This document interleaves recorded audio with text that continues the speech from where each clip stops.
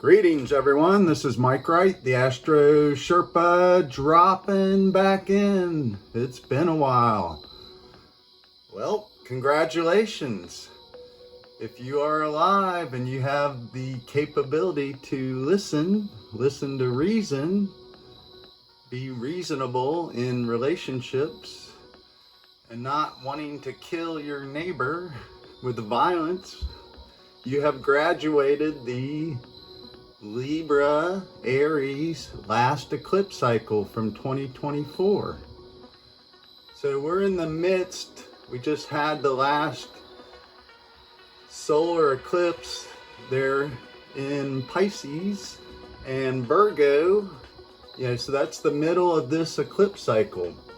So if you look at the North Node right here in Pisces, the North Node spends about 6 months in each third of a sign. So this full moon is you graduating with the greatest of honors, summa cum laude. So understanding violence and violent behavior and reasonable relationships, being at peace with yourself. Literally the transcendence of Mars, Aries, is courage to be a peaceful warrior. So this Mars energy can be the Prince of Peace. So that's by understanding your desires to be number one. That means somebody else has to be number two. And then you can't maintain that first position your entire life. So you have to fall eventually. So we have to look at relationships, and this is what the sun is highlighting. Can you relax? Can you find serenity, peace in conflict? So we have major spatial awareness, cosmic consciousness happening right now.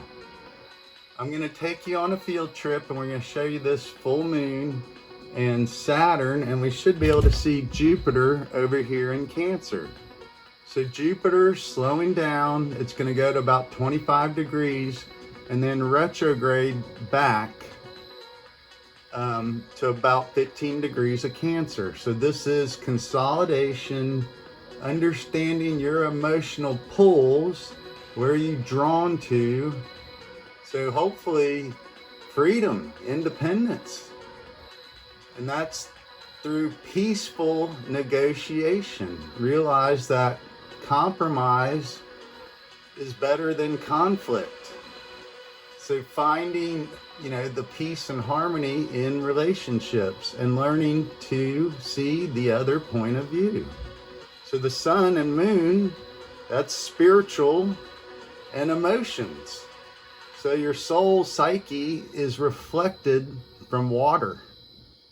Pisces, Scorpio, Cancer. So we're seeing Mercury has just ingressed into Scorpio, joining Mars.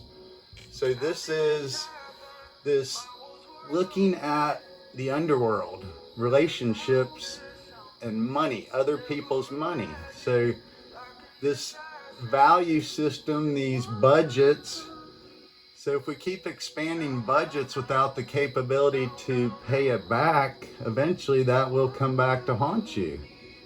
If you haven't paid your taxes, you haven't paid your utility bills, this is damaging the community. And we're here as a community as a whole, benefits everyone. So rising tides lifts all ships. So anyway, enough of the graduation ceremonial talk, but congratulations, you made it. We're on the cusp of the new world, literally. Pluto in Aquarius, this Uranus up here in Gemini, and Saturn, Neptune were in Aries. Neptune will be coming back into Pisces. So looking at those gaslighting, this karmic endings, old patterns, old relationships, this is us seeing the results of centuries of warfare and how much damage it does to, the psyche, children, displacement, whole communities uprooted, massive migrations out of war zones, and then these people are suffering because they don't know where they belong, and some of them are being rounded up and thrown into containment facilities, and this is, where things go off track. But as far as cosmic consciousness, you're looking at this big sky point of view, and there are 5 comets. Literally, look, 1, 2, 3, 4, and this interstellar object, we don't know if it's a comet yet or not, but it is right on Mars. Look at that. So let's look at the Earth's point of view here. This is a little busy, but we're looking at Mercury, Mars in Scorpio with this interstellar object. So all these things are witnessing whether Earth can graduate into cosmic consciousness. We've left the material world, literally Earth, over the last 200 years, the lessons of materialism and matter versus spiritual higher consciousness, cosmos. So when you look at this big wheels and wheels, there's Jupiter, and we'll show you Jupiter in, from Earth's point of view, and there's Saturn. We can see Saturn here, if you look.